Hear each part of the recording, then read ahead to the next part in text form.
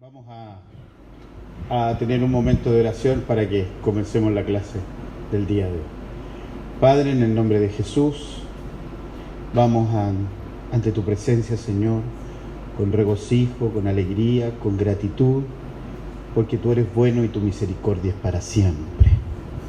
Señor, estamos aquí imperfectos, sabiendo que somos pecadores, reconociendo, Señor, nuestra maldad, lo cuánto te fallamos, cuántas veces en el día estamos transgrediendo tu ley, transgrediendo tu palabra. Y es por eso que nuestras primeras palabras son esto: pedirte perdón. Perdón por todo aquello que hacemos que no te agrada y pedirte que cambies nuestro corazón. Pero además hemos venido a aprender de ti, hemos venido a capacitarnos. Queremos ser mejores hijos tuyos, queremos ser herramientas útiles en tus manos.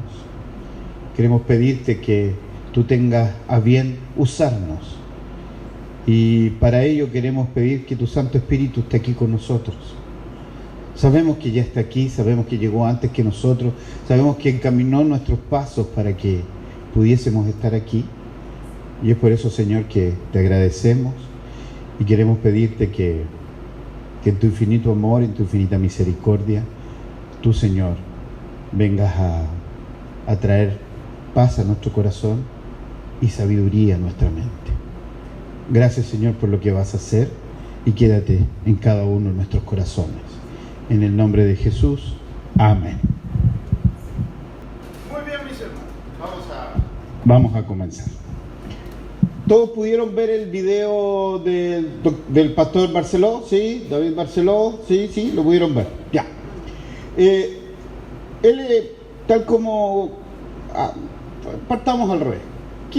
¿Alguien quiere compartir algo que le llamó la atención del video que escuchó, del que debió? ¿Algo que le llamó la atención de lo que el pastor haya narrado ahí en ese momento? ¿Ah? Si alguien nos puede acompañar en eso, si alguien nos puede ayudar, sí.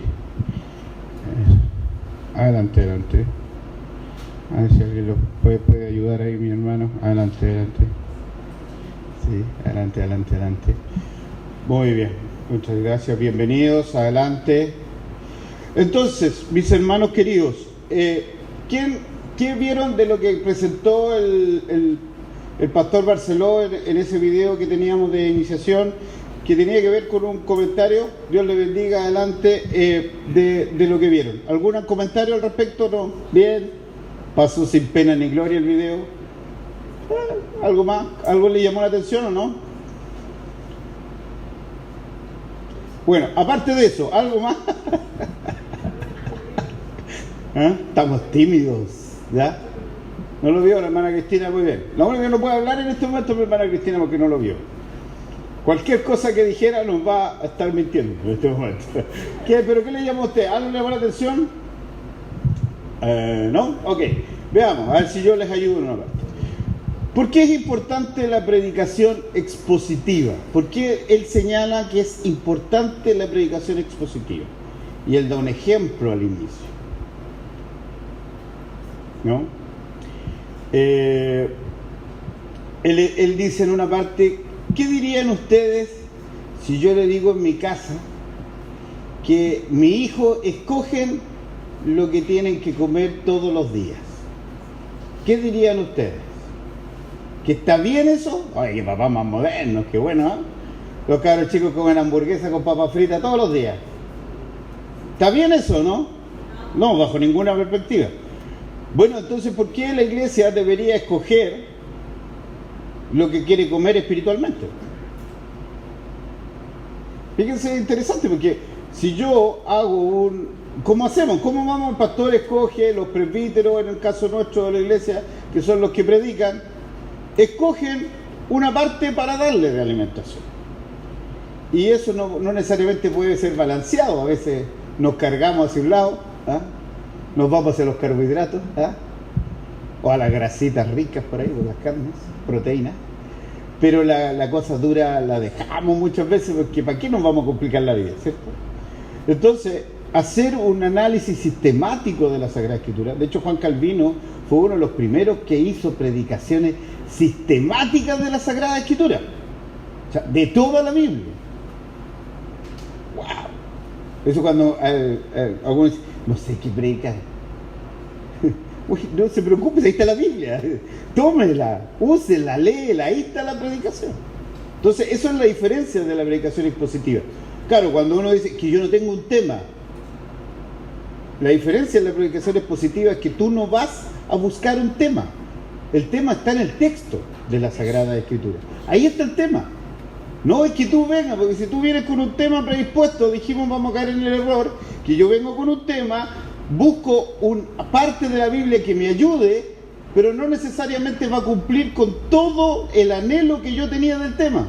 Entonces, como no va a cumplir todo el anhelo que yo tengo del tema, yo voy a caer en la tentación de agregarle cosas al texto. Claro que sí, ¿ya? Entonces, eso es lo primero. Y lo segundo tiene que ver con algunos tipos de predicaciones. ¿Se acuerdan cuáles eran o no? Hay uno muy divertido, ¿sí? Hasta ridículo, que ¿sí? es la predicación ebria. Ya, veamos. El texto de David Held, que fue el que el capítulo 1, habla de varios tipos de predicación. ¿Cuál era el primero? ¿Ah? La impresionista. Ya. La predicación impresionista. ¿Alguien se acuerda de qué se trataba la predicación impresionista? La intención de ese tipo de predicación era generar un impacto en el oyente. Así como las pinturas. ¿Cuáles son las características que tiene la pintura impresionista? Puntos. Son distintos tipos de manchas. Uno que no tiene idea de esto miraría y dice, y este cuadro vale no sé cuántos miles de dólares. Y tú decías, está mi hijo chico, pinta mejor que eso, ¿cierto? Porque son manchas para acá, para todos lados. Entonces, ¿cuál sería el objetivo, la forma de la predicación impresionista? Es el predicador que se mueve por toda la Biblia por distintos temas, que partió hablando del pecado, siguió con la resurrección, después terminó en el perdón y concluyó de la importancia de las Sagradas Escrituras. Puras manchas por distintas partes que no tienen un tema coherente. Estuvo donde el predicador quiso, partió en un lado y terminó en otro. ¿Ya? Pues a veces son súper potentes, porque tocan temas importantes. Justamente, porque cuando tú no tienes un tema central, que es una de las cosas que vamos a aprender, te vas por las orillas y te pierdes. Y a veces vas a hipertrofiar una parte y vas a dejar un elemento que puede ser importante, pero como no estaba en el texto original. Y por supuesto el texto que leíste no tiene nada que ver con lo que terminaste explicando, ¿cierto? ¿Cuál es el segundo tipo de predicación? ¿La predicación cuánto? La ebria. Algo hablamos de la predicación ebria, ¿cierto? Es sin H ebria, ¿cierto? Lo miré y lo encontré raro, pero sí, parece que es sin H. Y él dice, este es el típico curado que va poniendo las llaves y va firmado las llaves, no gira la llave, no hace nada, o habla de una linterna ahí que al final se apoya en la linterna, pero no alumbra para ningún lado. ¿Cuál es esa predicación? Esa es la predicación donde un hermano quiere tocar un tema, el predicador tiene un tema, pero no tiene texto. Entonces ocupó el texto que mejor le calzó, ¿no? O ocupó un versículo del texto, por lo tanto se le olvidó el contexto de ese versículo y partió y fue. Por lo tanto el versículo que leyó o la parte bíblica que leyó es un accidente en su predicación, no tiene ni un sentido. ¿Ok? Ese es otro error. ¿Cuál es la tercera predicación? Ay, ¿qué podría decir uno? Extraordinario, pues ojalá todos podamos tener inspirada. Ojalá todas las predicaciones fueran inspiradas, ¿cierto? Pero ¿cuál es el error de esta predicación, este tipo de predicación?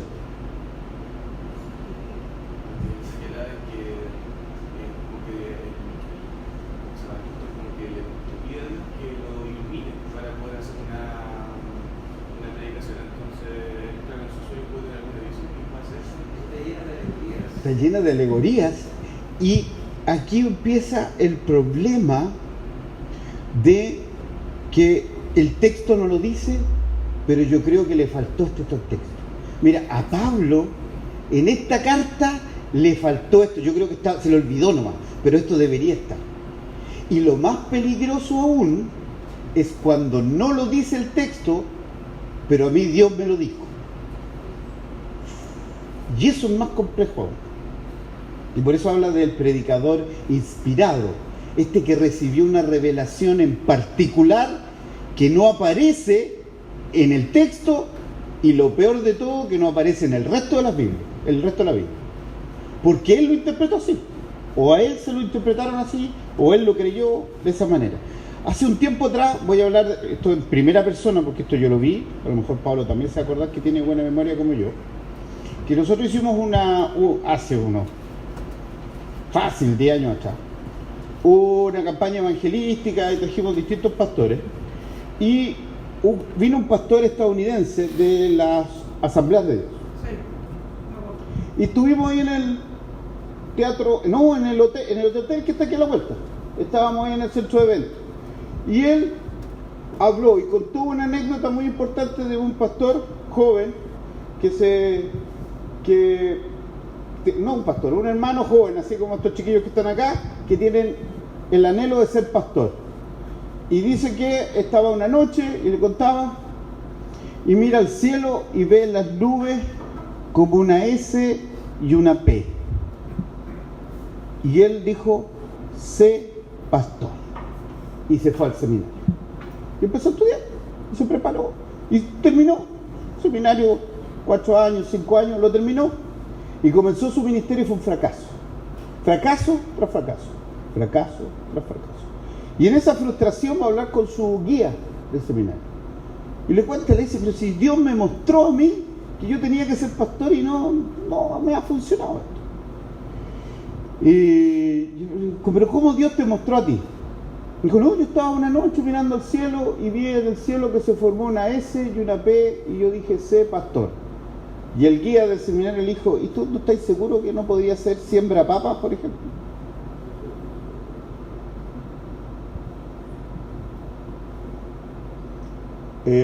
Yo siempre que cuando yo estaban jóvenes, así como la semana pasada, ¿no?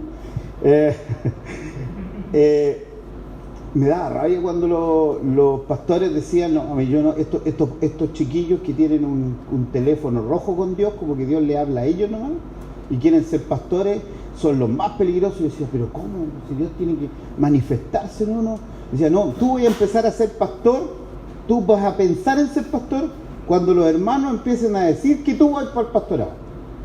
Y yo encontraba que eso era muy, muy poco espiritual. Pero lo empecé a entender cuando yo fui pastor, porque si hay alguien que no quería ser pastor, ese era yo. Y contra mi voluntad, y contra ese rincón de ahí, pastor me dijo, tú vas a ir a estudiar. No, sí vas a ir a estudiar. Y los hermanos dijeron, qué bueno, y sí, porque este cabrón va para allá. Entonces, las inspiraciones personales son muy peligrosas. Yo no estoy diciendo que el Espíritu no le hable a usted. Por favor, no diga, que los presbiterianos, sí, porque los presbiterianos que no están ni ahí con el Espíritu Santo. No es eso. Estoy diciendo que si la Biblia es una sola, del Génesis al Apocalipsis, tiene una sola historia contada, ¿ok? Por lo tanto, cuando yo tomo un versículo, lo primero que tengo que entender es que este versículo no puede decir nada contrario a lo que dice toda la Biblia. Si dice algo contrario a lo que dice el resto de la Biblia, quiere decir que yo lo estoy interpretando mal. Porque Dios no se va a contar toda una historia para el medio mentirse, ¿cierto? O decir algo contrario. Por lo tanto, yo tengo que leer su contexto. Y ahí es donde vienen los errores. Por eso es que lo primero que uno tiene que aprender, ¿y cómo se llamaba el capítulo 1 de ese libro que usted leyó? Contextualización. Vamos a ver si lo podemos clarificar en un capítulo de la Biblia muy conocido. ¿Cuántos de aquí han leído alguna vez Primera de Corintios 13? ¿Lo ha leído usted o no? De memoria lo podríamos hacer. Del 1 al 13, ¿cierto? Si yo le pregunto a usted, ¿de qué trata Primera de Corintios 13? ¿Qué me va a decir usted? Del amor, ¿cierto?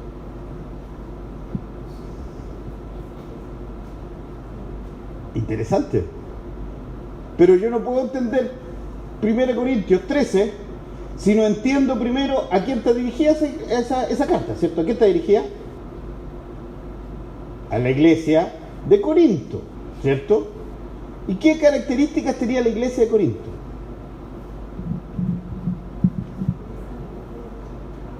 Era una iglesia enorme, era una iglesia donde había abundancia de dones, pero también había abundancia de pecado.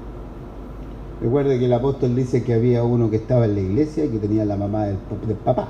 O sea, la esposa, tenía esposa, la mujer de su padre. Había abusos con la cena, había un montón de cosas. Por lo tanto, yo no puedo entender 1 Corintios 13 como el amor de Dios, la preeminencia del amor, si no entiendo el contexto. ¿Por qué Pablo lo escribe? Porque esta iglesia se había envanecido. ¿Y de qué se había envanecido? Que tenía muchos dones. Y vivía engrandecida por esa cantidad de dones que tenía. Por eso es que 1 Corintios 12, ¿qué dice? ¿De qué habla 1 Corintios 12? ¿Ah? De los dones espirituales. ¿Podría leer el último versículo de 1 Corintios 12? Porque usted no puede leer 1 Corintios 13 si no entiende el último versículo de 1 Corintios 12. ¿Qué dice? Procurad, pues, los dones mejores, mas yo os muestro un camino aún más excelente. Pablo está diciendo, procurar los dones mayores.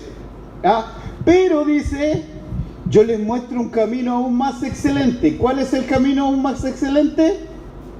El amor. Por eso es que parte diciendo, si yo hablase lengua humana y angélica y no tengo amor, soy igual que un tarro con piedras que suene, no sirvo para nada. Si usted no lo entiende así, va a arraigar y va a terminar, como alguna vez se hizo por aquí, predicando en un matrimonio, 1 Corintios 13. ¿Sí? Porque el amor, pues. O sea, si usted lee el contexto, 1 Corintios 13 no tiene nada que ver con el matrimonio, ¿cierto? Pero está bonito. ¿Se acuerda que yo le dije que yo lo puse en el parte de mi matrimonio? Porque lo encontraba bonito, ¿sí? Uh-huh.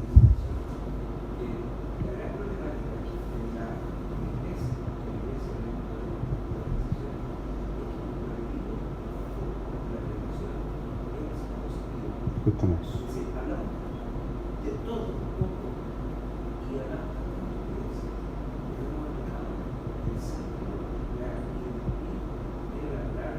Justamente.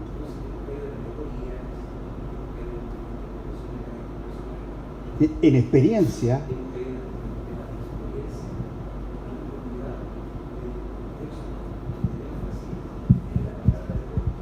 muchas gracias, Patricio. Sí, es eso.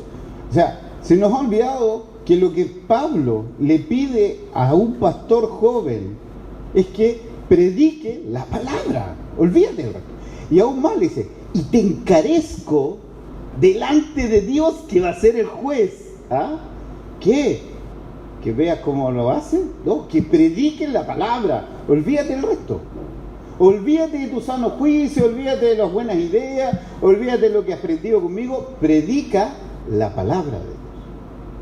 Y eso es lo que aparece. ¿Hay algún tipo más de predicación o estamos ahí listos con los tres? ¿Inspirada? ¿Son las tres? Sí, no había más.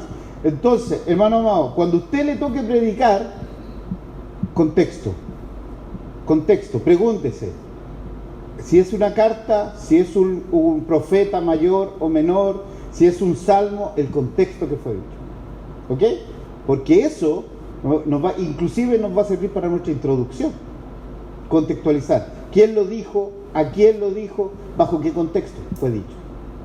Hay epístolas que son universales y hay epístolas que son para iglesias.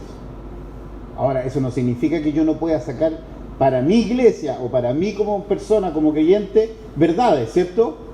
Porque nosotros para la Santa Cena, hermanos de la Iglesia Presbiteriana, ¿qué versículo leemos para la Santa Cena? Primera de Corintios 11. No leemos los evangelios. ¿Y por qué no leemos los evangelios si leemos Primera de Corintios 11? Porque la carta de Pablo es más antigua. Sí, uno, porque la parte de Pablo es más antigua que los evangelios. Nosotros creemos que se escribió el Mateo, después Marcos, después Lucas, después Juan, y así en ese orden. Y la última fue Apocalipsis. No es así. Lo primero que se escribió, aunque ahora el estudio que hicimos hace muy poco, parece que Santiago fue un poco anterior a 1 Corintios, la carta del apóstol Santiago. Pero lo más importante es que los evangelios lo que narran es el hecho histórico que pasó de la Santa Cena. Lo que Jesús, de hecho Juan no toma en cuenta la Santa Cena. A él le pareció mucho más importante que Jesús lavara los pies de los discípulos. Si ustedes van al Evangelio de San Juan, la Santa Cena no es narrada paso a paso, como si lo hace Mateo, como si lo hace Marcos y como si lo hace Lucas. En cambio, Juan se quedó pegado en el hecho de que Jesús lavara los pies. Eso le causó a él una impresión muy grande. ¿Ya? Entonces, vuelvo, contexto, vea quién dicho y cómo fue dicho. Vamos entonces a nuestra clase. ¿Todo bien hasta ahí? ¿Sí? Ok. Por favor, recuerden que puede preguntar cuando quiera y hacer los reclamos que quiera, porque es el momento, la idea que aprendamos todo. ¿Ya? Entonces la clase de hoy se llama Predicando todo el consejo de Dios y por lo tanto el tema es la predicación expositiva. Vamos a meternos hoy día de lleno a la predicación expositiva. Entonces, como introducción, vamos a ver que el pueblo necesita alimento espiritual, ¿o no? ¿Sí? Esa es la pega que tiene el predicador. Como dice, un puente entre dos mundos, dice Stott. O sea, nosotros tenemos que llevar el mensaje de Dios. Hermano, no se olvide eso, que parece Lucas. ¿Es el mensaje de quién? De Dios, no es el mío.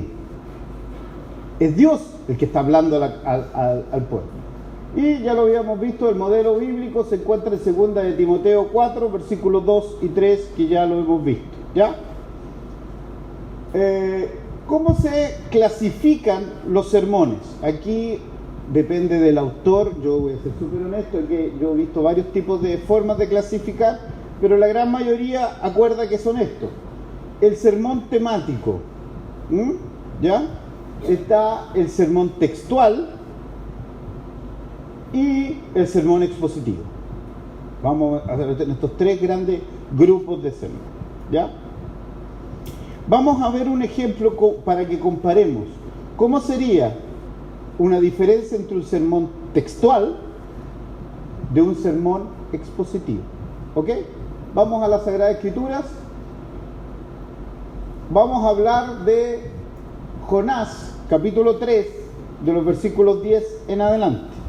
Jonás, capítulo 3, de los versículos 10 en adelante. Búsquelo por mí.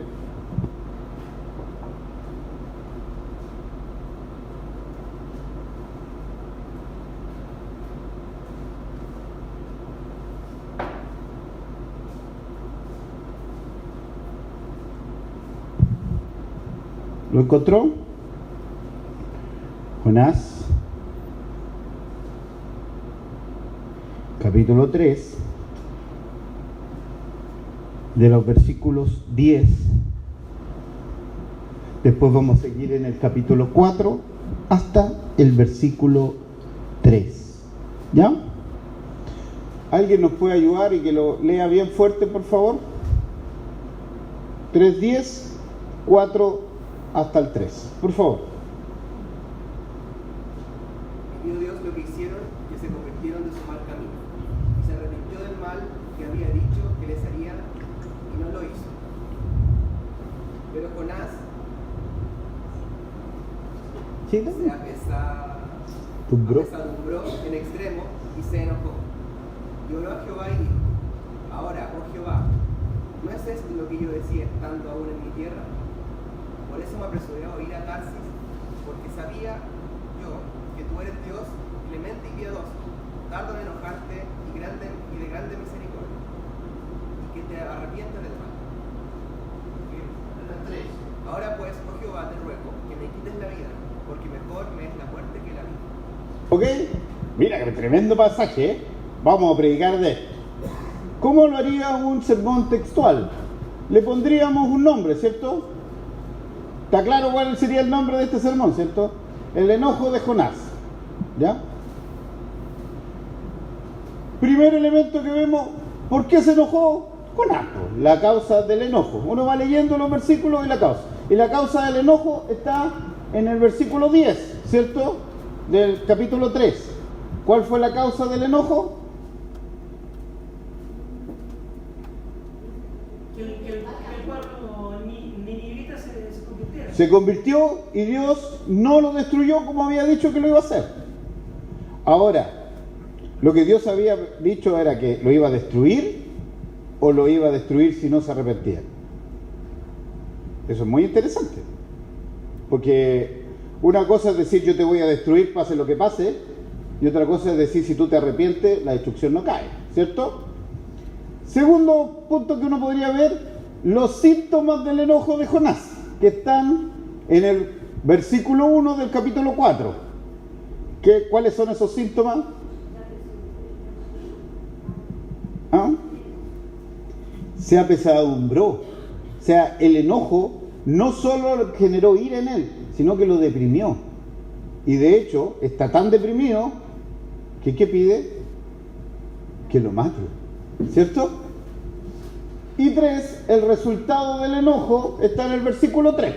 El resultado que quiere que le quite la vida. ¿Viste Dios si yo te dije?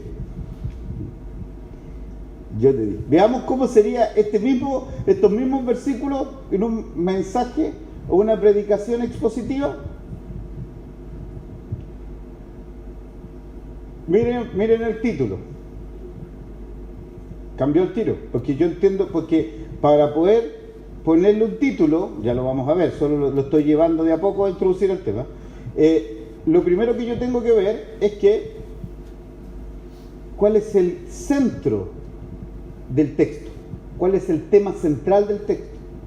Y el tema central del texto no es que Dios se arrepintió, sino que Jonás se enojó. Y ahí enojándonos, y no se enojó. ¿Con quién se enojó Jonás? Con Dios. Fíjense acá, los mismos versículos. Primero, es una experiencia extraña, ¿o no? Segundo, es una experiencia triste. Y tercero, es una experiencia peligrosa. Porque cuando yo analizo el texto está en torno a lo que le pasa a Jonás. No en torno a Dios, en torno a lo que le pasa en el corazón a Jonás. ¿Se entiende eso, no? Ya vamos a ir avanzando, pero aquí están los 3 elementos de este tema. ¿Cuál es el concepto del sermón expositivo? Primero, se estudia el texto para hallar el tema. ¿Ya? En segundo lugar, se analiza el tema partiendo del texto. Por favor, cuando usted va al texto, no trate de buscar su idea preconcebida. ¿Ya? No trate de buscar, yo le quiero hablar a mis hermanos de qué pasa cuando nos enojamos con Dios y vamos... No. En la lectura va a aparecer esto. 3, se usan otros textos para sustentar el tema. Una vez que logré encontrar el tema central del texto, yo busco otros pasajes que me ayuden a clarificar lo que vi aquí en este texto. 4, y esto no puede olvidarse en un mensaje expositivo, se aplica. O sea, yo no puedo entregar conocimiento por entregar conocimiento. Esto es aplicable a la vida del creyente. O sea, el hermano que escuchó mi sermón tiene que salir con algo práctico para su vida. Aplícalo. ¿Cuáles son las ventajas del sermón expositivo? Que le enseña a la iglesia cómo leer la Biblia. ¿Ya? Eso, una de las ventajas más importantes, que empezamos a crear una iglesia que sabe leer la Biblia. Y no una iglesia como escuché por ahí en un video de Dite sobre exposición expositiva, donde el pastor decía, a veces yo creo que mi iglesia cree que la Biblia es un montón de historias, porque tenemos varias historias en nuestra cabeza, y no es una historia completa.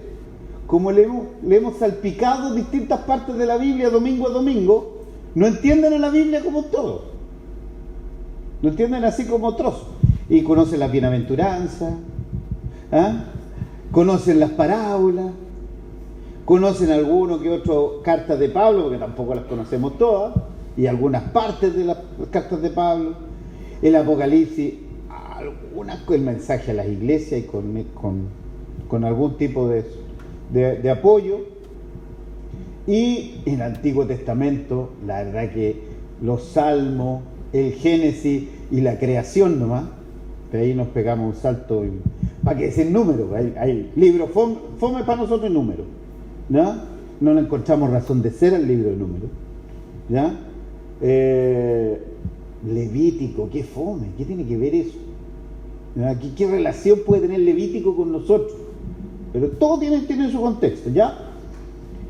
Segundo, promueve a una iglesia doctrinalmente instruida. Porque como yo hago una sistematización, empiezo a instruirlos como el todo de las Sagradas Escrituras. ¿Ya? 3. Promueve la autoridad del predicador, porque mi autoridad no está en lo que yo le cuento, está en el texto. Entonces yo puedo esconderme detrás del texto sin ningún problema. Y aún más me da más tranquilidad, porque no soy yo el que está hablando el texto. ¿Ya? 4. Permite al pastor tocar temas delicados. ¿Te das cuenta? Porque pues bien, ahí está. Otro elemento, ayuda al predicador a aplicar la enseñanza bíblica. O sea, sí. Disculpe, en el punto 3, ¿qué se refiere con autoridad del predicador? Tiene que ver porque si yo predico un tema que yo elegí, soy yo el que estoy hablando, basándome en textos bíblicos. Y cuando hago un mensaje positivo, es el texto el que te habla. La autoridad está ahí. Sí, es que por eso fue confuso, porque la palabra promover es como avalar, es como avala la autoridad del predicador. Entonces, como que no se entiende si en realidad es la autoridad del texto o la autoridad del predicador. Lo que pasa es que está diciendo que cuando tú ves que un hermano predica toda la semana o cada vez que le toca, predica lo mismo, ¿tú cachai que el texto que eligió es simplemente un apoyo, un bastón nomás? Pero aquí la autoridad está en la palabra de Dios, por lo tanto, mi autoridad, que aquí, claro, como dice promover, lo saqué textualmente del libro, pero lo que tiene que ver es cómo yo me puedo pasar esa autoridad de lo que estoy diciendo. Mi tranquilidad se basa en que lo dice el texto, no lo digo yo. Ese es el concepto. El texto es lo que está diciendo. Por lo tanto, cuando yo hago énfasis en esto, no lo estoy haciendo porque yo tengo un tema que quise dar, sino porque el texto lo está haciendo. ¿Sí? En el fondo, Sí. la autoridad está en que estoy hablando la palabra de Dios. Justamente. Y no palabra mía. Claro, a la que voy a buscar apoyo en algunos versículos. ¿Sí? Claro, es como decir que la autoridad del predicador está en el sermón positivo. Está en eso. Está en el que tú estás entregándole a la iglesia lo que el texto dice. No, yo le estoy diciendo a la iglesia un tema que yo escogí utilizando versículos bíblicos. ¿Se entiende eso, no? ¿Sí? Ok. Aplicar 6, evita el peligro de repetición de tema, ¿o no? ¿Cuántas veces nos ha pasado que yo le comentaba el domingo a mi hermano del consistorio, no me acuerdo el día que nos reunimos, y le decía, ¿sabe qué? Ya, este domingo le toca a usted, ya, pastor parte el pastor, después de la semana, todo, ya, escogemos. Y resulta que mi hermano que le tocó el segundo domingo, escoge un tema de, no sé, de mayordomía. Y el que estaba en el último escogió lo mismo. No lo va a cambiar, pues va a tratar de buscarle una vuelta por ahí, pero y empezamos a repetirnos los temas, pues. Y no lo sistematizamos. 7, permite al pastor desarrollar un largo ministerio. Esa parte me gustó. ¿Ah? John MacArthur dice que estuvo un año hablando, por ejemplo, del Evangelio según San Juan, tratándolo. Empezó del 1 versículo, inclusive en el 1:1 estuvo como un mes hablando. ¿Ya? Ahora, yo tampoco quiero endiosar a nadie. También tiene sus desventajas esto. ¿Cuáles son sus desventajas? Que si no escojo bien el tema, o no es que yo lo escoja, sino que no encuentro bien el tema del texto, voy a confundir a la iglesia. Sobre todo, imagínate que vamos a ocupar 1 Corintios. Vamos a trabajar, este mes vamos a trabajar con 1 Corintios. Y a mí me tocó 1 Corintios 13. Yo vengo clarito que esta cuestión es del amor, entonces empiezo a hablar del amor de pareja.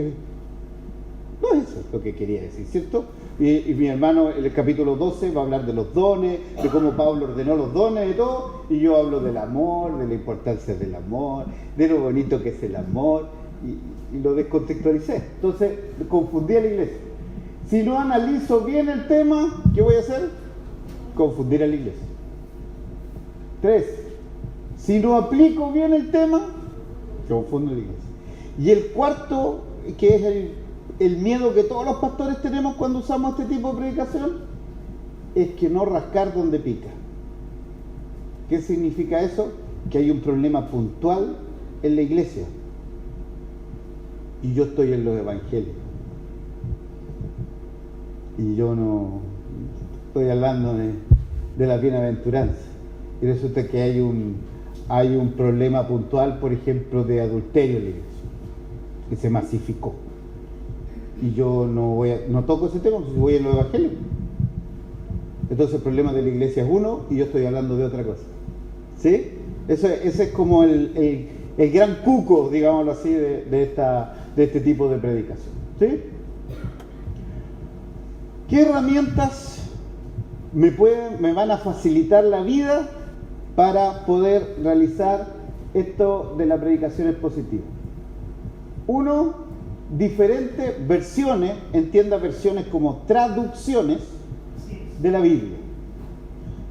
60, 95, nueva versión internacional, distintos tipos de traducciones que me van a ir arreglando y me van a ir ordenando las ideas o clarificando.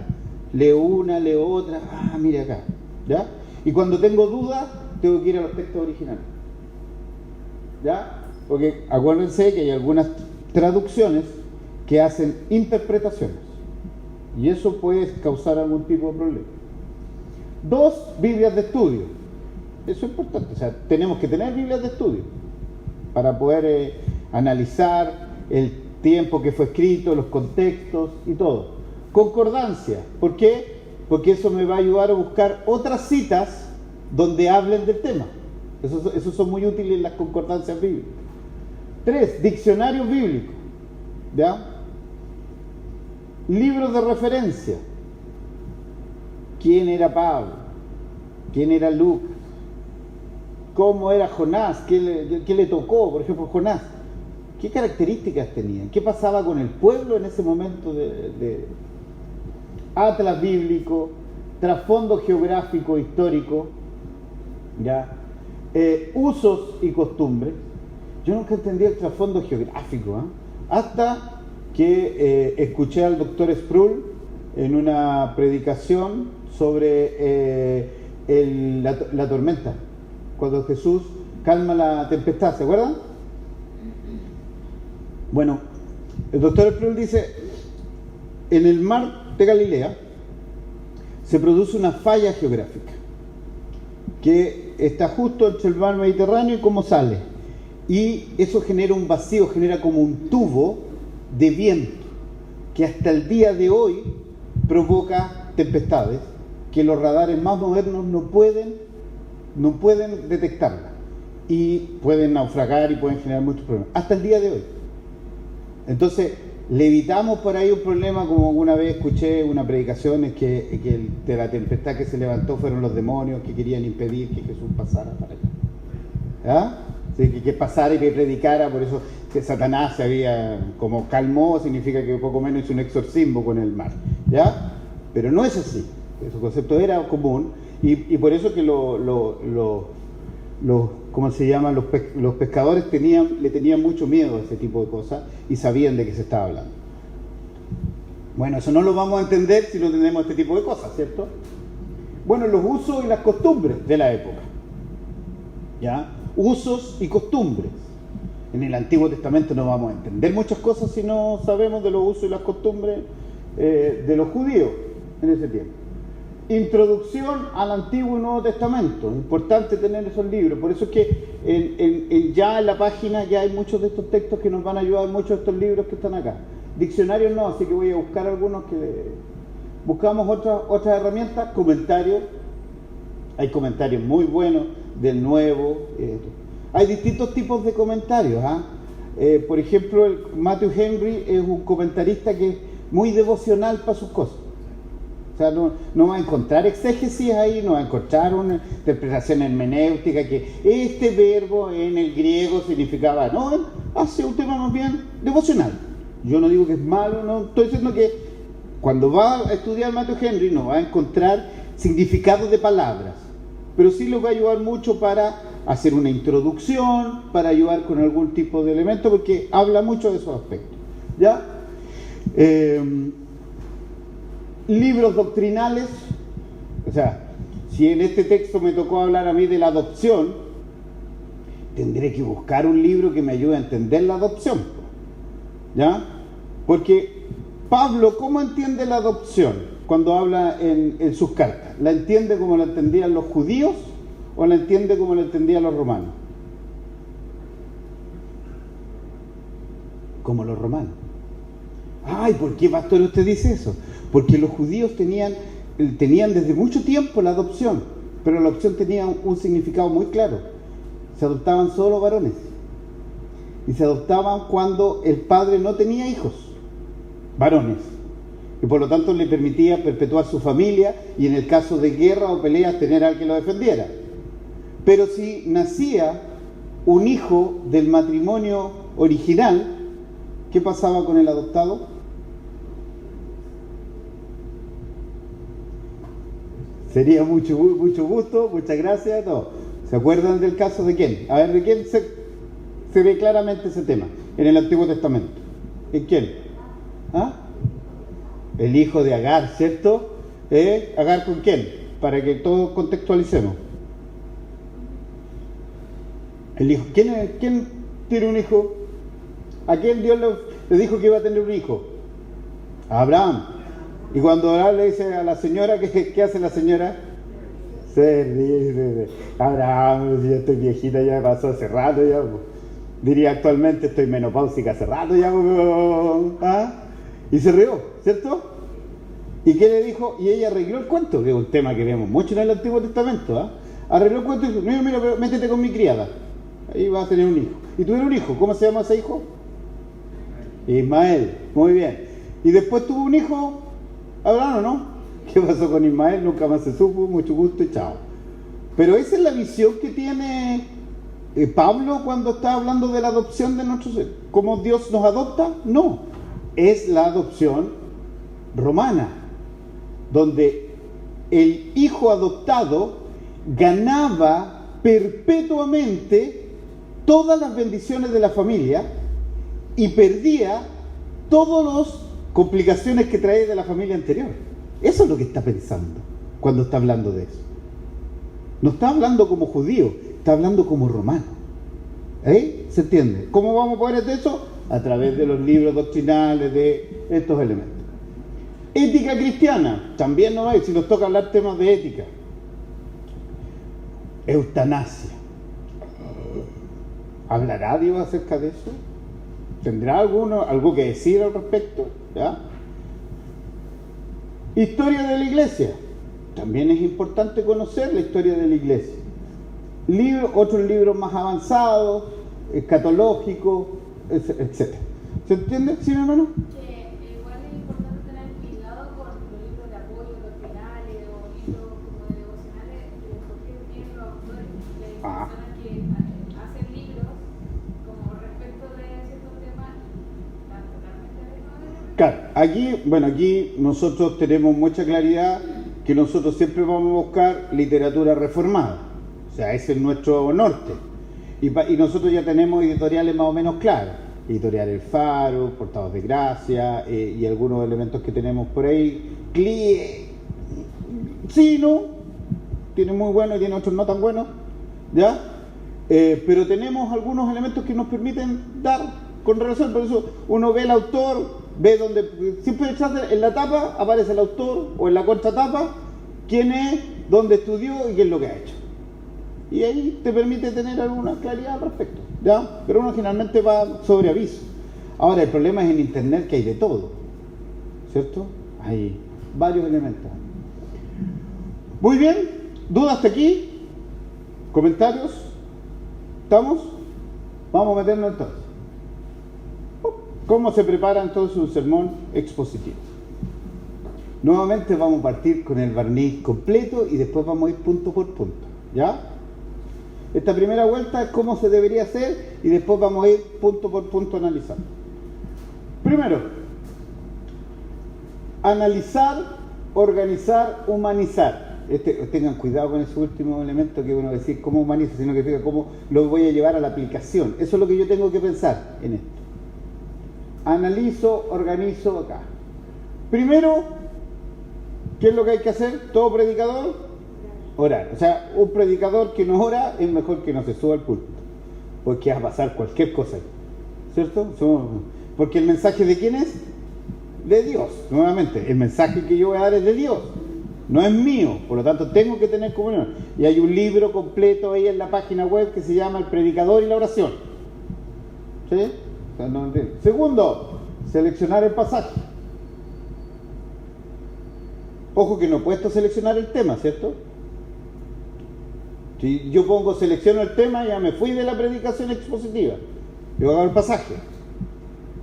Estudiar el contexto. ¿En qué libro estoy? ¿Qué parte del libro es? ¿Es del Antiguo y el Nuevo Testamento? Si es del Antiguo Testamento, ¿en qué parte es? ¿Poético? ¿Es de la ley? ¿O es profeta mayor? ¿Es profeta menor? ¿Estábamos en el exilio babilónico? ¿Estábamos en Egipto? ¿Dónde estábamos? ¿Dónde estaba el pueblo? ¿Estaba en Israel completo? ¿Ya se había separado Israel de Judá? Todos estos temas que tenemos que ver. 4. Leer el pasaje. Y leerlo muchas veces, ¿ya? Estudiarlo. Y aquí viene la parte complicada. ¿Cómo lo estudio? Analizo la estructura del pasaje, porque eso me va a dar mi estructura del sermón. O sea, siempre los pasajes tienen un tema central. Siempre el pasaje tiene un tema central. El autor lo escribió con un objetivo, tiene un tema.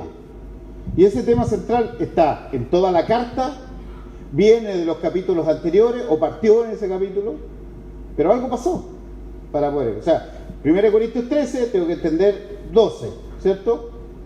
No lo puedo leer, tengo que leer el 14 también, porque ¿qué pasó antes y después? Para poder tener el contexto, ¿ya? La estructura del pasaje. Seguimos. Analizar el tema central. Esta es la pega que nos vamos a dar de tarea. ¿Cómo encuentro el tema central en un pasaje bíblico? ¿Ya?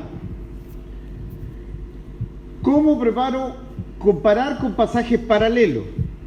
Lo que dice aquí este pasaje que yo estoy leyendo, ¿lo dice en alguna otra parte en la Sagrada Escritura?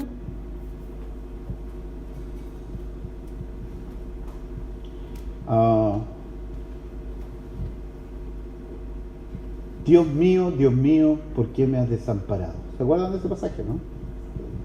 Una de las 7 palabras. ¿Está en alguna otra parte de la Biblia, no? ¿A dónde está? En la Biblia, sí, pero ¿en qué parte? ¿Ah? ¿O sale solo lo dijo Jesús en la cruz? ¿O está repitiendo algo Jesús ahí? Salmo, ¿cierto? Salmo 22. Y aquí uno se empieza a meter en Honduras, porque cuando yo preparé ese sermón, nunca en mi vida, o sea, yo siempre sabía que lo que viene el Salmo 22, inclusive uno lo lee como lectura alternada y después se mete en ese pasaje. Pero la riqueza que tú empiezas a encontrar en esto es que ¿quién escribe ese Salmo 22? ¿Quién lo escribe? O por lo menos dice ahí que uno no va a echar a dudar, pero ¿quién es el autor de ese Salmo? El rey David. El rey David escribió pocos salmos, uno que otro, harto. Y lo escribió de experiencias personales, ¿cierto? ¿Sí? Todo lo que escribió tiene que ver con su experiencia. Cuando escribe el Salmo 23 es porque él era pastor, ¿o no? ¿Entendía lo que estaba diciendo? Cuando escribió el Salmo 51, ¿entiende por qué o no? O sea, usted no puede predicar el Salmo 51 si no lee lo que aparece ahí en Crónica, cuando el profeta le dice a David, ¿te puedo contar algo? Te voy a contar una historia. ¿Se acuerdan de eso, no? ¿Sí? O sea, yo no puedo entender el 51 si no voy para allá. De hecho, en las letritas dice, Salmo escrito por el rey David después que Natán fue y le habló de su pecado con esta mujer. ¿Sí o no? Ya. Bueno, vuelvo al Salmo 22. ¿Viste? Este es mi problema, que yo me pierdo después. Rey David escribió muchas cosas de su experiencia. Pero el Salmo 22 que dice, sobre mí echaron suerte sobre mi ropa, contar puedo todos mis huesos, mi lengua se pegó a mi paladar. ¿En qué momento David sufrió eso? ¿Lo vivió alguna vez él? No, nunca. O sea, el rey nunca lo tuvieron, nunca lo crucificaron. Entonces, ¿de qué está hablando David ahí? ¿Solo una visión profética? No, David está hablando de algo que está viendo y que es una ejecución de un preso. Por lo tanto, lo que está viviendo Jesucristo en la cruz, ¿qué es lo que es? Es una ejecución de alguien que ha sido sentenciado. ¡Wow! Y ahí me cambió la perspectiva de la cruz. La cruz es la ejecución de Jesucristo por una sentencia. ¿Y cuál es esa sentencia? El alma que pecara se morirá. Y Cristo llevó el pecado mío. ¿Ves que cambia el contexto, no? Y mi predicación ya dejó de ser un punto y se transformó en un contexto súper claro, y puedo llegar hasta el Génesis para poder entender esto. ¿O no? ¿Me van siguiendo, cierto? Vale. Comparar con pasajes paralelos. En los evangelios es muy importante, lo dice de la misma manera Mateo, Marcos, Lucas, Juan, aparece en los 4, aparece solo en 2. ¿Cómo lo narran? ¿Hay alguna cosa que se enriquezca en el otro lado? Porque no todo este es un palo que dicen, oye, las personas que no conocen al Señor dicen, oye, pero ¿y por qué los evangelios no dicen las mismas cosas? ¿No fueron todos testigos oculares de esto? ¿Por qué uno habla una cosa y otro habla otra? ¿Cierto? Y en ninguna parte, para que usted sepa en un juicio, cuando dos testigos dicen lo mismo, esos son falsos. Esos testigos son falsos. Porque cuando dos agarran lo mismo así, pero al detalle, estos se preparan. Generalmente los que interrogan siempre dicen, lo importante es que lo central sea igual. Los detalles, más o menos, no importa. Por ejemplo, si nosotros vemos un atropello aquí afuera, vamos todos saliendo para afuera, y nos llegan a entrevistar, créanme que no vamos a decir lo mismo todos. Porque uno dice, no, es que venía soplado. No venía tan rápido. Otro sí, parece que frenó antes, pero lo importante es que uno venía de allá y que atropelló al que venía acá. Ese es el meollo del cuento, ¿sí? Evaluar la teología del pasaje. ¿Qué significa esto? ¿Qué es lo que dice? ¿Qué es el tema central? Está hablando de la salvación, de la redención, de la expiación. Veamos qué significa esto. Esto tiene que ver con cristología, con soteriología, término raro, soteriología es salvación, neumología, con algo del Espíritu Santo, ¿acá? Con apologética, ¿con qué? Con la defensa del Evangelio. ¿De qué está hablando? Eso es lo que tengo que ver en los contextos que están ahí. Y elaborar mi bosquejo. El bosquejo no se muestra, ¿cierto? Este es como el esqueleto. Usted no anda mostrando el esqueleto por la vida. Hay algunos que sí, pero son más flacos. Eso solo de rabia mía nomás, nada de envidia mía nomás. Pero no, uno no anda mostrando los esqueletos. Entonces tú no decís, punto 1. Ahora, punto 1. No, tú vas ordenándote, tú haces un bosquejo. Tú lo vas señalando. Pero hágalo, porque si no se va a ir por las ramas, se va a perder en algún momento. Buscar ilustraciones. Aquí viene la parte interesante. Hay un libro completo de ahí de cómo usar las ilustraciones. Búsquelas. Busque ilustraciones que le ayuden a reforzar el punto que usted quiere. Ahí puede usar una experiencia suya. Pero hay una máxima, no sé si usted la conoce, ¿sabe lo que es una máxima, no? Es algo que se va a cumplir siempre, es un elemento acá. Una máxima de la experiencia. ¿Cuál es esa máxima?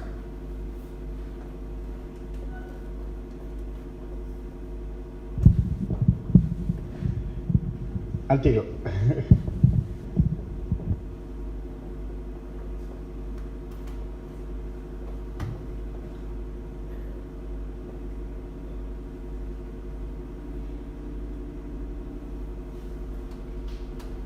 ¿Cuál es esa máxima?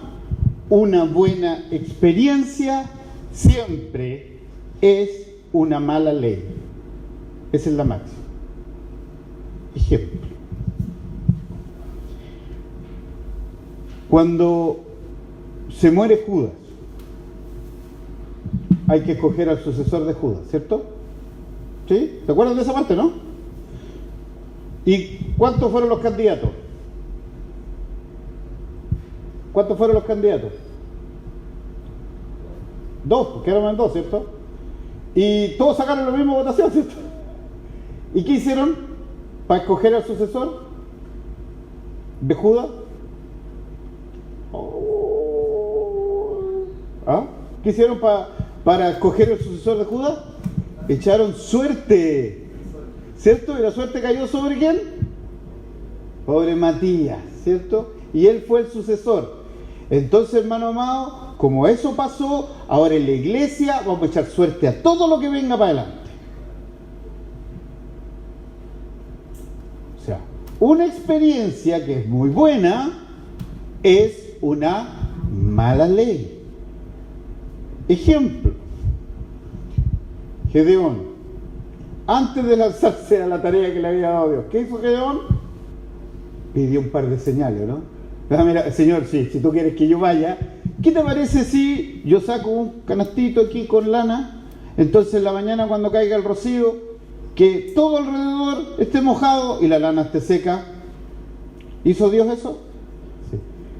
Y después, perdóname, Dios, al revés puede ser ahora, que toda la lana esté mojada y alrededor esté seco, ¿y lo hizo Dios? Sí. Entonces cuando usted tenga que tomar una decisión importante en la vida, pídale una señal a Dios. ¿Podría llegar a esa conclusión yo? No, fue una experiencia. ¿Ya? No necesariamente va a ser una ley para todos. ¿Me entienden? Como Dios trata con Juan Ignacio, distinto como trata con Vanessa, distinto que trata con mi pastor, Patricio, o con Peniel, es distinto. Ahora, yo para afirmar algo que la Biblia dice, puedo usar una experiencia, pero no puedo masificarla que todos Dios va a tratar de la misma manera, ¿ya? Pero sí la puedo usar como ilustración. Pensar en la aplicación, esto yo no lo puedo perder de vista, porque si yo en mi mensaje no apliqué la enseñanza, perdí. ¿Ya? Perdí el mensaje al final. Y, por supuesto, todo mensaje tiene que terminar ¿con qué? Con una conclusión. Mis hermanos tienen que saber en qué terminó esto. Esto no es un libro de misterio, chao, y amén. Y ya no estoy así. No, tengo que ver, dejar. Por último, si vas a continuar el próximo domingo con otro pasaje, haz un resumen de lo que llegaste ahí, ¿cierto? Y cuando partas con el próximo capítulo, tú tienes que, igual como las teleseries, hacer un resumen de lo que viste en la vez anterior y partir de nuevo, ¿cierto? Así es como funcionan estos temas. Ok.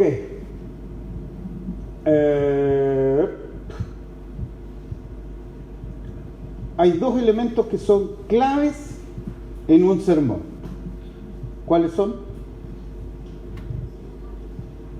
La introducción y la conclusión. Esto igual que imagínense un avión. ¿Cuáles son los dos momentos claves en un vuelo en avión? el despegar y el aterrizar. Es ahí donde no habla nadie. Entonces usted sabe que este tema es complejo porque están todos callados. Cuando despega y cuando aterriza. Y hay algunos que se hacen los valientes, pero yo hasta el día de hoy, ahí voy apretado. No me muevo. Y generalmente las complicaciones vienen arriba, pero a uno no importa eso. ¿Ah? Las turbulencias vienen arriba. Pero lo más importante es despegue y aterrizaje. Por lo tanto, mi introducción, vamos a tener una clase completa de introducción y conclusión, es súper importante. La introducción tiene que ser rápida, tiene que ser, en algunos textos hablan de que tiene que ser hermosa, no sé si hermosa, pero sí tiene que ser atractiva. O sea, a mi hermano, yo en la primera parte le tengo que contar de qué voy a hablar y tiene que parecer interesante. Porque si partí mal, en la mitad me voy a perder y ya en los 10 minutos voy a tener a mi hermano bostezando, mirando para allá, mirando las lámparas, mirando al niñito que anda moviéndose atrás, la hermana enojada porque la mamá no toma el cabro chico a este lado, y se nos pierde todo el cuento. Si yo hice el hilo, lo tomé, logré utilizar bien mi introducción, mire, pueden estar zapateando atrás, pero no se van a perder, ¿ya? Y eso, bueno, son los que nos toca hacer clases, sabemos que eso es espectacular, importante. Después redactarlo, bueno, aquí esto es a gusto del consumidor, ¿ya? Hay gente que lo escribe completo y lo lee, ¿sí? Hay otros que hacen el bosquejo y con eso les sirve. Hay otros que no hacen ni bosquejo, que tienen buena cabeza y se sabe aprender de memoria, hacen unas líneas, tal como uno encuentra los papeles del Pastor Molina con un par de letras que entiende él nomás, pero arma su cuestión. Y eso es. ¿Qué le vamos a hacer? Elaborar los apuntes para el púlpito en el caso de que usted lo va a ocupar y volver nuevamente a orar, por cierto, ya cuando tengo todo más, orar. ¿Ya? ¿Estamos claros hasta aquí? Bueno, esos puntos los vamos a ir analizando uno por uno, son todo lo que corresponde. Ahora, los sermones expositivos, como yo voy a ocupar toda la Biblia no tiene la misma escritura desde el Génesis al Apocalipsis, ¿cierto? Tiene distintos elementos. Hay elementos que son narrativos, textos que narran cosas. La salida del pueblo de Israel, por ejemplo. La creación. Hermano amado, si usted cree que la Génesis 1 es la mejor herramienta para atacar el Big Bang, se equivocó. Porque Moisés no lo hizo para eso. Ya, voy a decir, no, aquí están todos los fundamentos. No, sí. Lo que está haciendo Moisés piensa que ha pasado una buena cantidad de años desde el Génesis al inicio de la creación, ¿o no? Pasó tiempo, ¿no? Entonces, usted tiene que entenderlo así. No tiene que entender como Moisés estaba ahí cuando tuvo Adán y Eva. Él vio cómo comieron el fruto del bien del mal, vio cómo lo echaron. No, él está narrando un elemento, ¿ya? Narrativos. Tiene desafíos particulares, como cuál, el análisis del trasfondo histórico, cultural y religioso. La Pascua, por ejemplo. Porque lamentablemente cuando uno tiene que hablar sobre la Santa Cena, tú no puedes hablar de la Santa Cena si no entendiste la Pascua. ¿Ok? La Santa Cena mira de reojo a la Pascua. Si no, no se entiende esto. De hecho, la Santa Cena está instituida ¿cuándo? ¿Qué estaba celebrando Jesús cuando instituye la Santa Cena? La Pascua. Eso lo aprendí hace poco, así que lo voy a decir. Así que si no lo saben, lo aprendí cuando me tocó predicar de culto. Pero ¿qué día es Santa Cena? ¿Qué día cae? Cuando celebramos la Santa Cena Universal, ¿qué día es? ¿Y qué día se celebra la Pascua? ¿Los judíos qué día celebraban la Pascua? ¿El jueves o el viernes?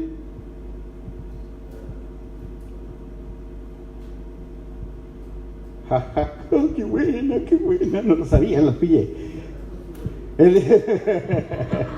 Día viernes. ¿Cómo entonces nuestro Señor Jesucristo está celebrando la Pascua el día jueves si se celebra un día viernes? Bueno, la historia está en el trasfondo histórico. Como tanto celebraban la Pascua la opción que hicieron fue dividir. Los del norte la celebraban el jueves y los del sur la celebraban el viernes. Porque si no tenía era un desastre, porque era mucha gente, como iban a matar tantos corderos en puro día y todo ese tema. ¿Cómo puede saber uno eso? Viendo la parte histórica y cultural. Si no, aparece como Jesús está celebrando un día jueves, si la Pascua es viernes. ¿Ya? Entonces, cultural y religioso. Analiza. Distinción entre descripción y prescripción. Cuando uno describe algo, es distinto que prescribir. Porque cuando yo prescribo estoy ordenando. Cuando yo describo estoy diciendo lo que pasó. ¿Cierto? Muy bien, me estuvieron bien. Yo pensé que me iba a costar más. Evaluación teológica. Vamos viendo. ¿Qué es lo que está hablando? ¿De qué estamos? ¿Cuál es el tema en esto? Nuevamente, salvación. Estamos hablando del Espíritu Santo. Estamos haciendo una defensa del Evangelio. ¿De qué estamos hablando? ¿De Cristo? ¿Ya? Y cómo aplicar el texto hoy. ¿Cómo aplico esto en la actualidad? Ahora, ¿todo se puede aplicar? No. Porque hay cosas que son puntuales. Son cosas que pasaron en ese momento. Que son para un puesto particular. Y no lo puedo empezar a aplicar para todo. Y ahí es donde se cometen algunos errores.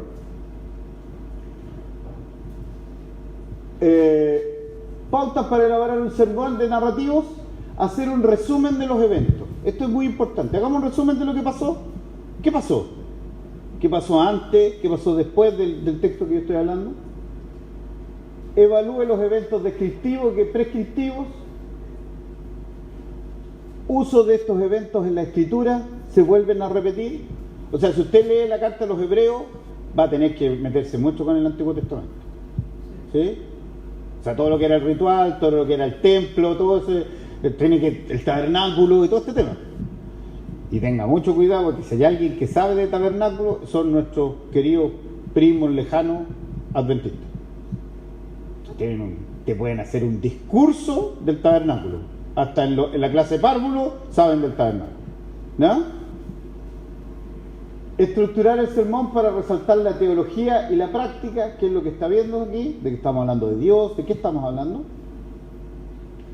Vamos a analizar algunas cosas, ¿ok? Vamos a ver algunos ejemplos. Con esto voy a terminar el día de hoy.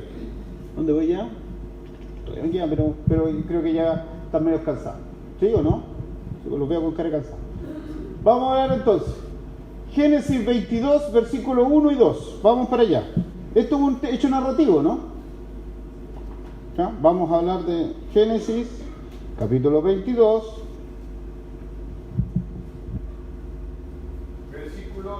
Versículos 1 y 2. Este fue el texto que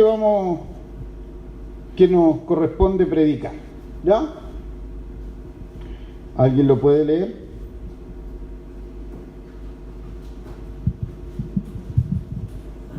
¿1 y 2?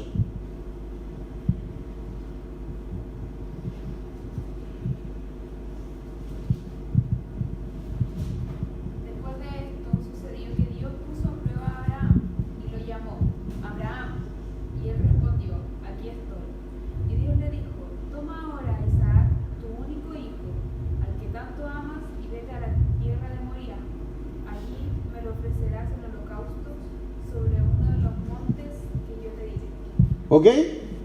¿Tú cuál? Esa es la religión contemporánea. Voy a leer la NBI, que hay una pequeña sutileza, pero es importante para entender el otro. Dice, pasado cierto tiempo, que decía la contemporánea, después de esto, acá dice que pasó un tiempo, ¿ya? Pasado cierto tiempo, Dios puso a prueba a Abraham y le dijo, Abraham, aquí estoy, respondió.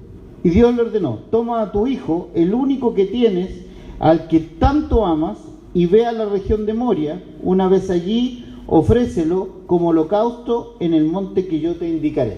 Pues es importante tener varias traducciones, porque le va enriqueciendo el contexto. Un sermón textual, ¿se acuerdan lo que haría? Tomaría el texto, iría versículo por versículo, ordenando. Y el título, si mi sermón fuera textual, yo le pondría la prueba de Abraham. ¿Sí? Momento de la prueba. Porque parte diciendo, ¿cierto? A cierto tiempo, después de esto. Si yo me quedo solo con la Reina Valera contemporánea, después de esto, ¿qué debería saber? ¿Qué era esto? ¿Cierto? Después de esto, ¿qué es esto? Tengo que ir para los capítulos atrás, que significa que Dios lo iba a bendecir, que Dios le dijo que lo iba a bendecir, que Dios le dio un hijo, estando en vejez, y le dijo que con ese hijo iba a tener su herencia, o su heredero, iba a ser como la arena del mar, como la estrella en el cielo, que iba a multiplicar, ¿cierto? Ya, su descendencia. Momento de la prueba. Después viene la segunda parte, que el momento de la prueba yo tengo que, la narrativa es hacer un resumen de los hechos. ¿Cuándo fue? Después del nacimiento de Isaac. Después del exilio de Ismael. ¿Se acuerdan? Aquí apareció de nuevo nuestro Ismael. Después del pacto de Abimelech. O sea, tengo que entender todos esos conceptos que estaban detrás. Segundo, la manera de la prueba, que aparece en la parte B de ven acá, toma a tu hijo, a tu único, al que tanto amas, y ve. Pidió su único hijo, pidió al hijo que amaba, ¿cierto? Pidió al hijo por el cual esperó mucho tiempo, ¿no? Ya. Todas esas características tiene un sermón textual, ¿no?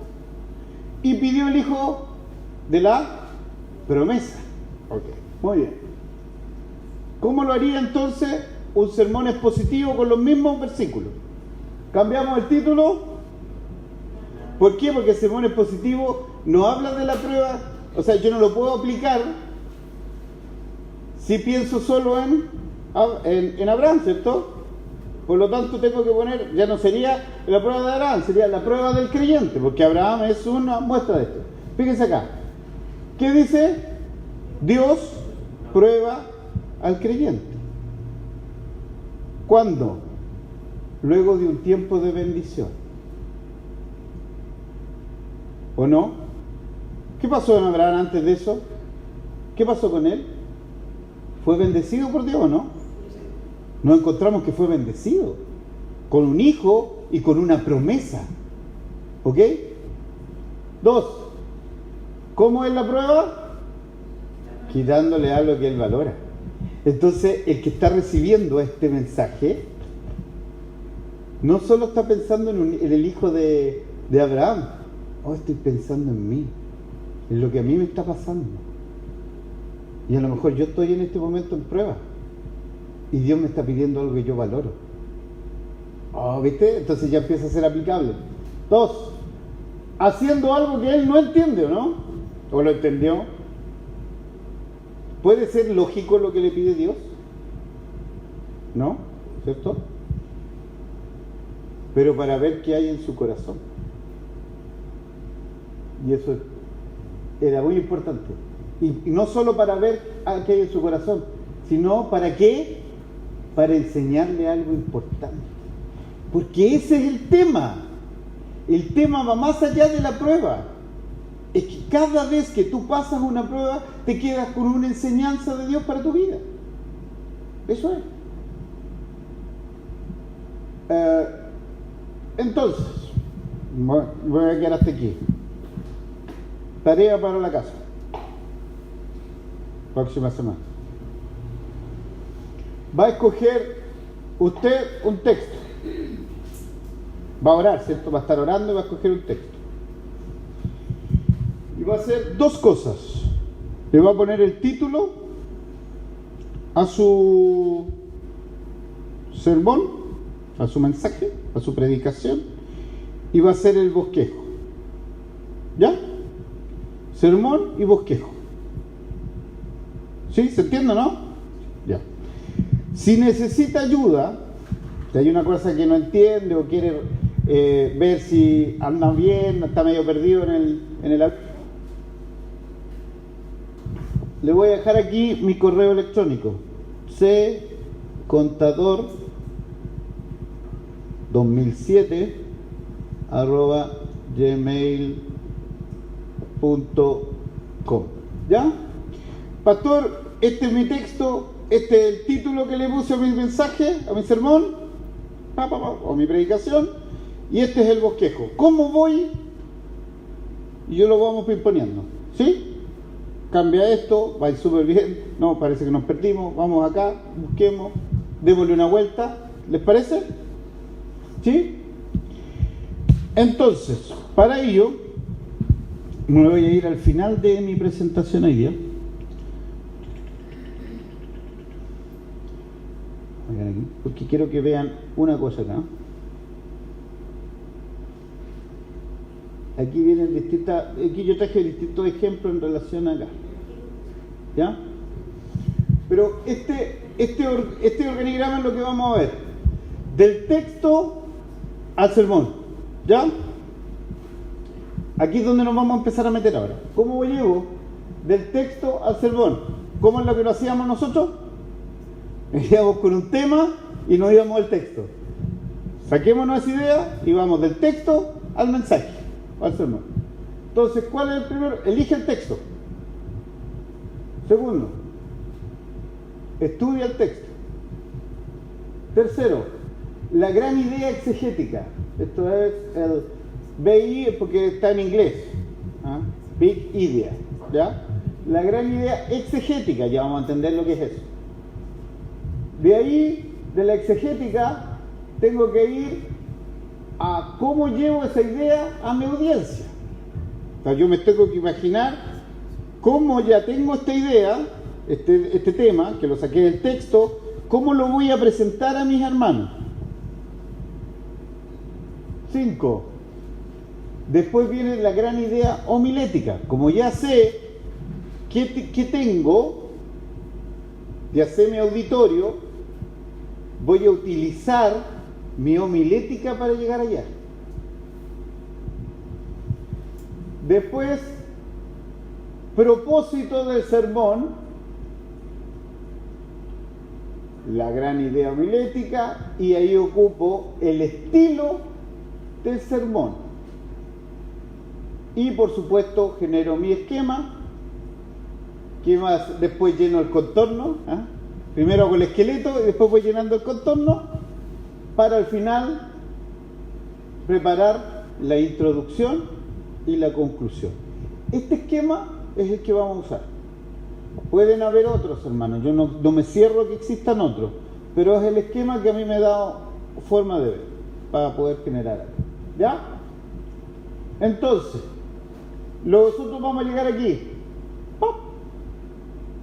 Estudia y tu gran idea exegética, que significa ¿cuál es el tema? ¿Qué es lo que está planteando el texto ahí? Y nos vamos a pegar un salto para llegar acá al bosquejo, al esquema, pero estos temas ya no, créanlo que lo vamos a generar. Pero si usted tiene eso, tiene su propósito. El propósito de eso. ¿Sí? ¿Estamos claros? ¿Alguna duda de lo que hemos visto hoy día? ¿No? Chicos, ¿podremos subir la clase, no? ¿Sí? Ya, la vamos a subir a donde dice en la página documentos. Van a estar la clase anterior y esta, para que la tengan. Porque lo que me salté son los mismos elementos, pero tienen que ver con cómo se hace un sermón de las epístolas, sermón expositivo de los evangelios, sermón expositivo de los profetas, por ejemplo, inclusive un sermón expositivo de libros profetas y, por ejemplo, poéticos. Y fíjense, por ejemplo, un sermón expositivo del Salmo 42, la razón del desaliento, las circunstancias de la vida, la actitud de sus enemigos, el remedio para ese evento. Aquí están todos los demás ahí generados, ¿ya? Entonces lo único que hice fue saltarme esto, van a quedar ahí para que usted lo revise y pueda usarlo para poder sacar sus ideas centrales y sus conceptos, ¿ya? A lo mejor use predicaciones que había hecho antes, pero con esta nueva idea de verlo, ¿sí? ¿Dudas? ¿Preguntas? Decid ahora, callad para siempre. ¿No? Muy bien. Vamos a ver solo un video para la próxima clase que dura 6 minutos, pero a mí me dejó pensando 3 días. ¿Ya? El video es de John Piper para los amigos, y que habla de qué es la predicación expositiva. ¿Ya? Si usted, voy a buscarlo acá para mostrárselo. Me voy a meter a YouTube. Oye, es increíble este Piper. Yo cada vez me llama mucho la atención. Habla 6 minutos, pero le pone tan apasionado que de verdad parece que como que se cansa, como que termina agotado de lo que es. Y me acuerdo de Knox, que Knox era lo que está encima del púlpito, está ahí muy. Ya, vamos a poner entonces predicación expositiva, ¿cierto? Si no me va a decir usted, se equivocó. Lo va a buscar igual, muy buena gente, ¿viste? Era por una pena. ¿Ya? ¿Por qué me metí a Google? Perdón. Era YouTube, no Google.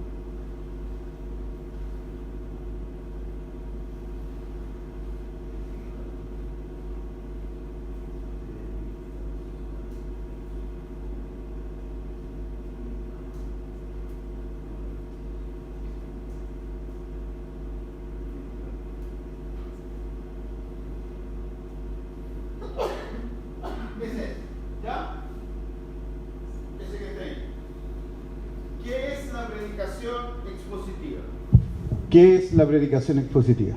6 minutos con 48 segundos, pero créame que con eso le va a bastar. Extraordinario.